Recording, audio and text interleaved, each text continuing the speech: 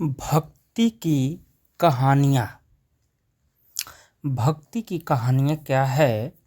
सनातन धर्म की आत्मा भक्ति की कहानियाँ। सनातन धर्म की कहानी के बारे में हम जानकारी प्राप्त करेंगे। भारतीय साहित्य में भक्ति एक महत्वपूर्ण और आदिकालीन विषय है। यहाँ के लोगों की आध्यात्मिकता और आस्था भक्ति के माध्यम से प्रकट होती है। भक्ति की कहानियाँ इस आस्था को प्रदर्शित करने का एक उत्कृष्ट माध्यम है। ये कहानियाँ हमें आनंद, शांति और आत्मविश्वास का अनुभव कराती है और हमारे मन, शरीर और आत्मा को प्रेरित करती है। इन कहानियों के माध्यम से हम भगवान की महिमा और कृपा का अनुभव करते हैं। भक्ति एक ऐसा अनुभूति है जो मनुष्य को ईश्वर के प्रति अटूट स्नेह और श्रद्धा के साथ जोड़ती है। इसे सच्ची भक्ति हमें दिव्यता और आध्यात्मिकता की ऊंचाई पर ले जाती है। भक्ति एक ऐसा मार्ग है जो मनुष्य को आत्मिक सुख और आनंद का अनुभव कराता है। भक्ति की कहानियाँ हमें इस मार्ग पर चलने की प्रेरणा देती है और हमें ईश्वर के प्रति अपार प्रेम का आदर्श प्रदर्शित करती है। चलिए हम थोड़ी समय के लिए भक्ति की कुछ ऐसी कहानियों की ओर बढ़ते हैं जो हमारी आत्मा को प्रेरित करेंगी। महाराज सत्यव्रत और नारियल की कहानी। महाराज सत्यव्रत और नारियल की कहानी क्या है? हम आगे कहानी को पढ़ते हुए जानकारी प्राप्त करेंगे। नारियल की कहानी एक प्राचीन कहानी है। प्राचीन काल में सत्यव्रत नामक एक राजा थे। वो धार्मिक प्रवृत्ति के थे, प्रतिदिन पूजा पाठ करते थे। उनके पास सब कुछ था, वह धन और हर तरह की सुविधाओं से संपन्न थे। इसके बावजूद भी राजा ने एक सपना था जिसे वह पूरा करना चाहते थे। दरअसल राजा सत्यव्रत को किसी तरह स्वर्ग जाना था।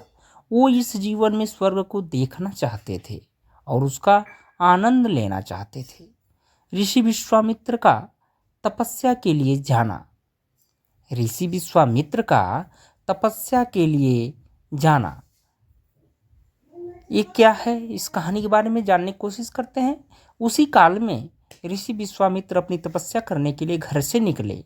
समय बीत गया लेकिन वह वापस नहीं आए, इसलिए उनका परिवार प्यास और भूख से तड़प रहा था।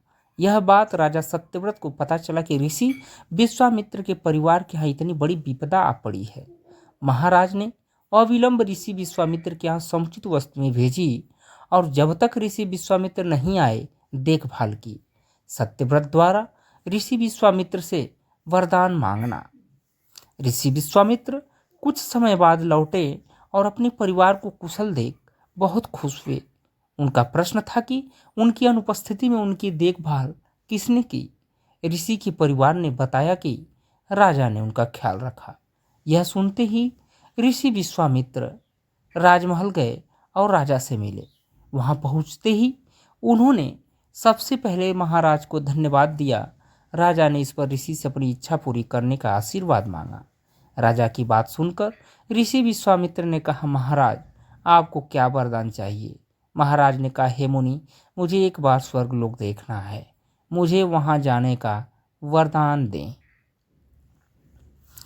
आगे बढ़ते हैं कहानी में। सत्यव्रत को स्वर्ग से धक्का। सत्यव्रत को स्वर्ग से धक्का। राजा की विनती सुनकर ऋषि विश्वामित्र ने एक मार्ग बनाया जो स्वर्ग की ओर ले जाता था। यह देखकर राजा सत्यव्रत बहुत प्रसन्न हुए। वह उस मार्ग से स्वर्ग लोक तक पहुंच गए। बिना बुलाए राजा के वहां पहुंचने पर देवराज इंद्र ने उन्हें नीचे धक्का दिया, जिससे वे सीधी धरती पर गिर पड़े। राजा सत्यव्रत को बहुत बुरा लगा और उन्होंने सारी घटना ऋषि विश्वामित्र को बताया। राजा की बात सुनकर ऋषि विश्वामित्र क्रोधित हो गए। वे तुरंत सभी देवताओं से संपर्क करके इस समस्या का समाधान निकाला। फिर राजा के लिए एक नया स्वर्ग बनाया गया ताकि किसी को परेशानी न हो। नए स्वर्गलोक को पृथ्वी और देवताओं के स्वर्गलोक के बीचों बीच बनाया गया था। नारियल का बनना कैसे बना? क्या कहानी है? इस कहानी को हम पढ़ते हुए जानने की कोशिश करेंगे। राजा को एक नया स्वर्ग बनाकर ऋषि विश्वामित्र ने दिया। विश्वामित्र को एक आशंका थी कि वहीं कहीं वायु के प्रभाव से ये स्वर्ग गिर न जाए। अगर ऐसा हुआ तो राजा सत्यव्रत फिर से गिर जाएंगे। ऋषि विश्वामित्र ने बहुत सोच विचार करके एक समाधान सुझाया ताकि नवजात स्वर्ग को सहारा मिल सके। उन्होंने उसके नीचे एक बहुत लंबा खंभा लगाया। ऐसा कहा जाता है कि राजा सत्यव्रत की मृत्यु के बाद उनका सिर एक फल में बदल गया जो नारियल है और स्वर्ग के नीचे लगा खंभा एक बड़े पेड़ के तने में बदल गया।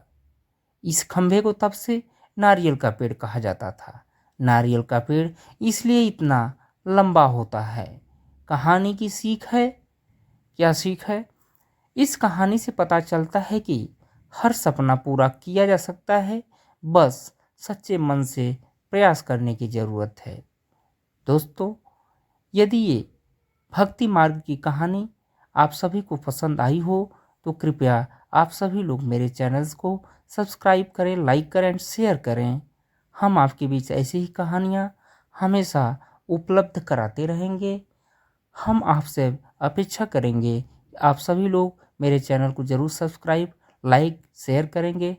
हम आपका बहुत बहुत आभार, बहुत बहुत धन्यवाद प्रकट करते हैं। Thank you.